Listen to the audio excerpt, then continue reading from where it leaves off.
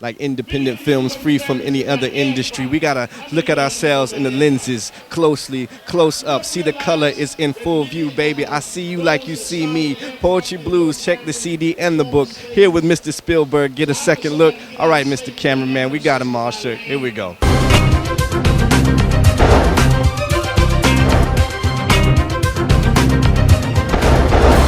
Welcome back to Spike Spillberg Presents. We are in the illustrious home of Mr. Don Schmeichel, international producer, Canadian hockey legend, and now film guru. And you know, you've heard him on the radio show Spike Spillberg, live from the director's chair numerous times, really breaking it down. And it's an honor to sit here today and do this show. This is groundbreaking. We're making history today. How are you, good sir? Good. I'm good. I really appreciate you taking the time to sit down with Spike Spillberg again, man. I know you're always busy working. What are you working on right now?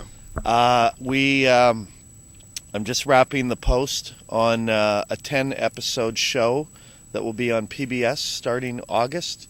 It's the first time that they've had a lifestyles reality show on PBS. It's called Hannah Help Me.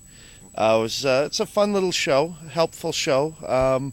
We've got high hopes for it. On top of that, I've got Sound Factory, which I've been working on for the better part of the last year.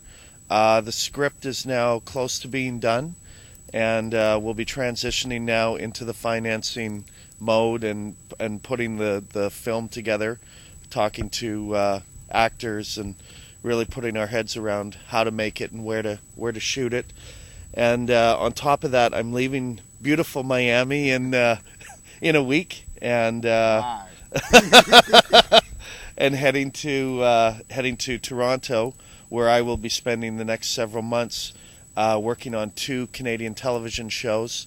One is a sitcom called The Beakers. It's a very funny story about a quirky rural family and the challenges of a teenage boy growing up in that environment. It's kind of a cross between The Wonder Years and a Canadian show that's no longer on called Corner Gas. So it's a very, very fun project. And the other one is called Split Level, and it's again a sitcom that we'll be working on in Canada. So lots going on right now.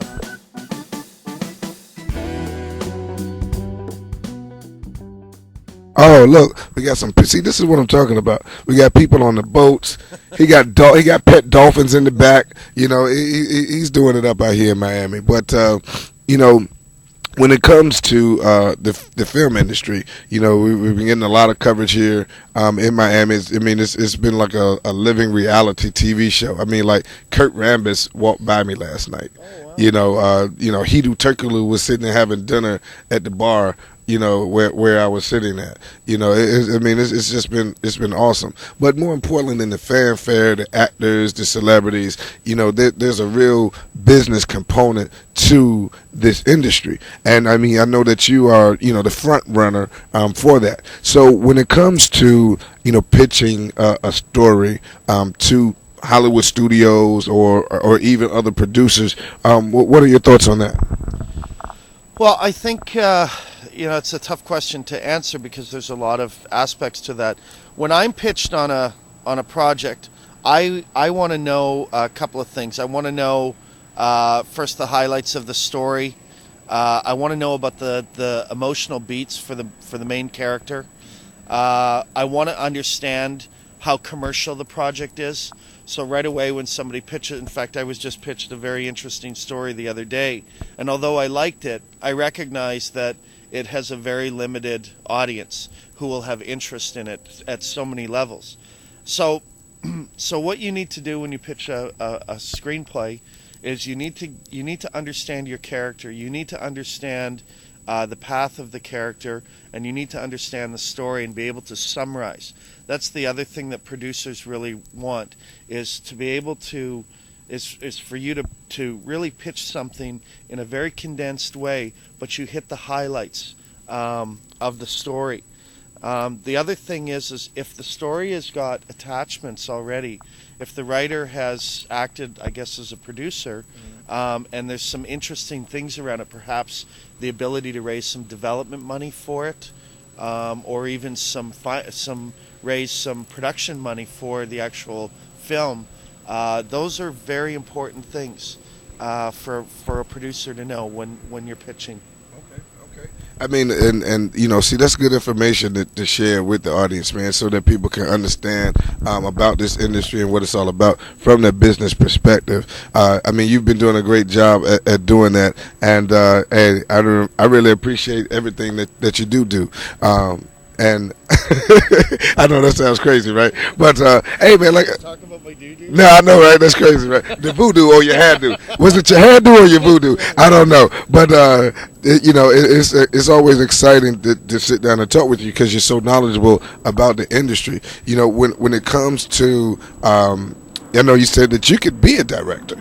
If you really wanted to, so give a look. I mean, because as a producer, as an executive producer, you have to have all of this knowledge about all of the moving parts in the industry. So, like, what advice would you give for filmmakers who are trying to take it to that next level, who want to go from a small project to a huge project?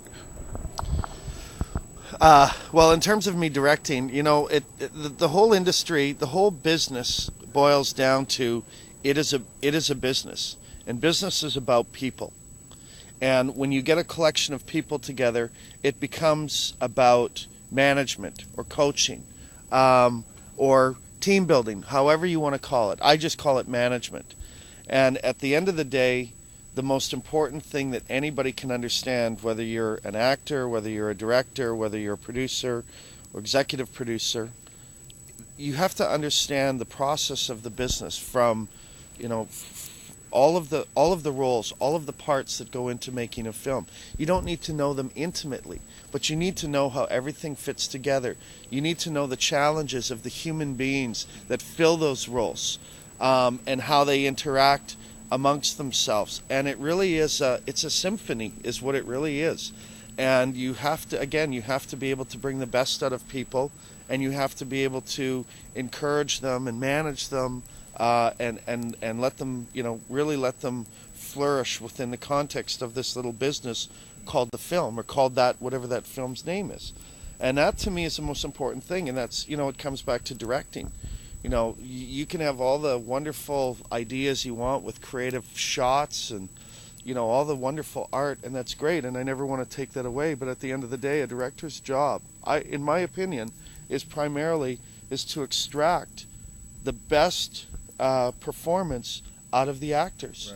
Right. You can have a wonderful DP, you can have all these, you can have a great art director, taking care of all of the other stuff, and sure, a director's going to have the overall vision. But the director's job is very much to manage, is to extract, it's to coach, it's to encourage, it's to support those actors, because that is where the rubber really hits the road, is that performance. And so to what you said, I wouldn't direct. I have no desire to direct, but at the same time, it really is. Not that much different than what I would do as a producer, executive producer. And it really comes down to management, and it comes down to dealing with human beings. Right. You got to be a leader, kind of like a football coach or like a band leader, and like you compared it to the symphony, the man that's commanding the orchestra. So I think that's a great point. But what we're gonna do is we're gonna take a quick commercial break, and then we're gonna get back into more inside information with Mr. Don Schmeichel. I mean, hey, the man's extraordinary. Can you see what I'm talking about? You see why I hang out with this guy? It's not because his hair, got the spike in it. You know what I'm saying? It's just because he's just cool. So y'all keep it locked. Don't go anywhere. It's Jay DeLay. I want you to stay tuned because there's more to come on the way. My man Spike Spillberg, he's bringing Hollywood to the Queen City.